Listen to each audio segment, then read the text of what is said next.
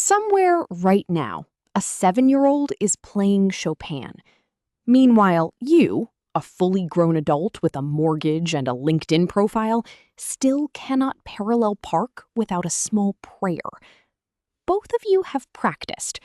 One of you has practiced correctly.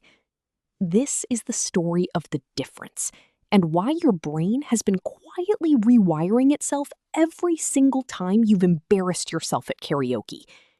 Because here's the thing nobody tells you. Practice makes perfect isn't a motivational poster. It's a biology textbook wearing a motivational poster as a costume. Let's rip the costume off.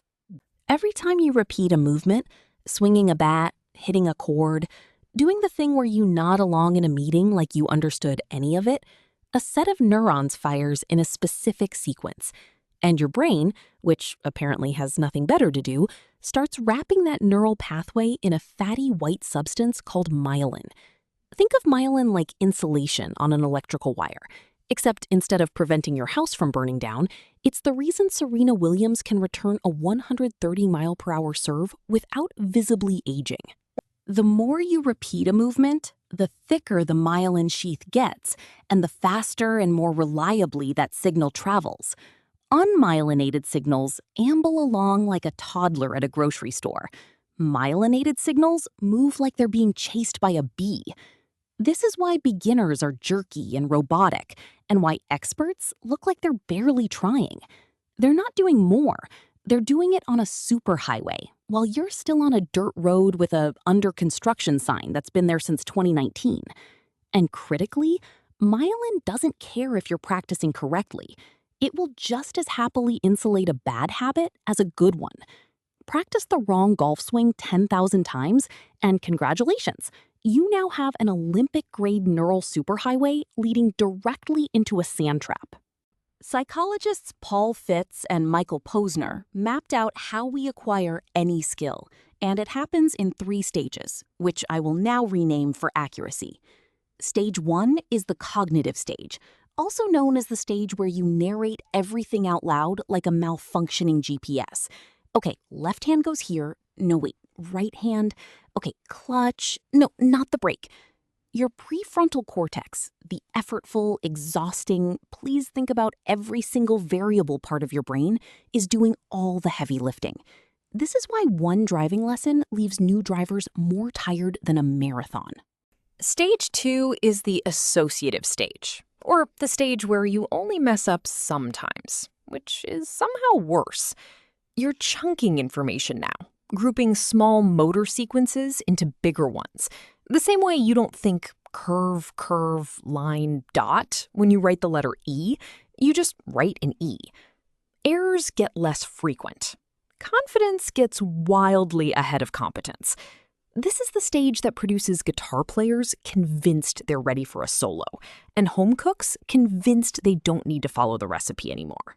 Stage 3 is the autonomous stage, also known as the stage where your body does it without consulting you. Control shifts from the effortful prefrontal cortex down into the basal ganglia and cerebellum, the brain's autopilot systems. This is why you can hold a full conversation while driving home, then arrive with zero memory of the drive itself, which is either the pinnacle of human skill acquisition or extremely concerning, depending on how you look at it. Here's the part that ruins everyone's day. Repetition alone doesn't get you to stage 3 efficiently. You can hit a tennis ball 10,000 times and still be mediocre because your brain got comfortable and stopped updating. Psychologist Anders Ericsson called the good version of this deliberate practice, and the defining feature is that it's supposed to feel bad. You have to practice at the edge of your ability, fail constantly, and get immediate feedback on exactly how you failed. Your brain actually runs on something called a reward prediction error. Dopamine neurons fire not when you succeed, but when reality deviates from what you expected. A clean miss teaches your brain nothing. A near miss, where you can feel exactly how close you were, is dopamine gold.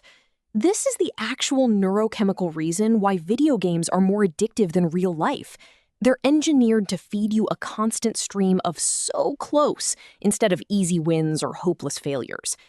Meanwhile, mindless repetition, doing the same easy thing over and over without pushing the difficulty, mostly just grooves in whatever you were already doing. Congratulations, your bad habit now has a 6-lane highway. You'd think the practicing stops the second you stop practicing. It does not. During sleep, particularly the deeper stages, your hippocampus essentially replays the day's motor sequences to the rest of the brain, compressed at up to 20 times normal speed, like a tiny, stressed-out stage manager running lines before opening night. This process, called systems consolidation, is why musicians and athletes reliably perform a skill better the morning after learning it than they did the evening before, despite doing absolutely nothing in between, except drooling on a pillow. This also means pulling an all-nighter to cram a physical or motor skill is scientifically one of the worst things you can do. You are, quite literally, skipping the part where your brain saves the file. The famous 10,000-hour rule got wildly oversimplified into a magic number, but the researcher who inspired it, Anders Ericsson, spent years publicly explaining that this was never the point, largely to no avail, because a specific number is comforting and nuance is not. The real finding was that elite performers across violin, chess, and sports had accumulated large amounts of deliberate, feedback-heavy, effortful practice. The amount varied wildly by field and by person, and raw hours with no structure barely moved the needle at all. Meanwhile, some people reached expert-level chess performance in far fewer hours than the rule would suggest, simply by practicing better, not longer. Which means the actual formula was never do a thing 10,000 times. It was do a thing right at the edge of your ability, get told exactly how you screwed it up, and let your brain rewire itself overnight while you sleep like the world's least impressive supercomputer. So, back to that 7-year-old destroying Chopin, she's not more talented than you. She just accidentally stumbled into the correct recipe.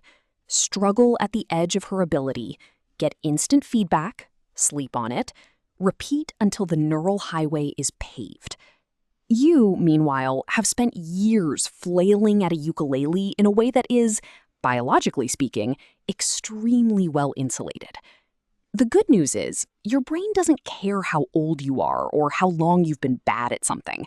Myelin doesn't check ID. The bad news is, it also doesn't care that you're tired, or that you'd really rather just play it the easy way one more time. It's going to insulate whatever you actually do. So the next time you fail spectacularly at something new, don't be discouraged. Be thrilled. Somewhere in your skull, a dopamine neuron just went off like a tiny fire alarm, and a myelin crew just clocked in for the night shift. You're not bad at the ukulele. You're just still laying asphalt.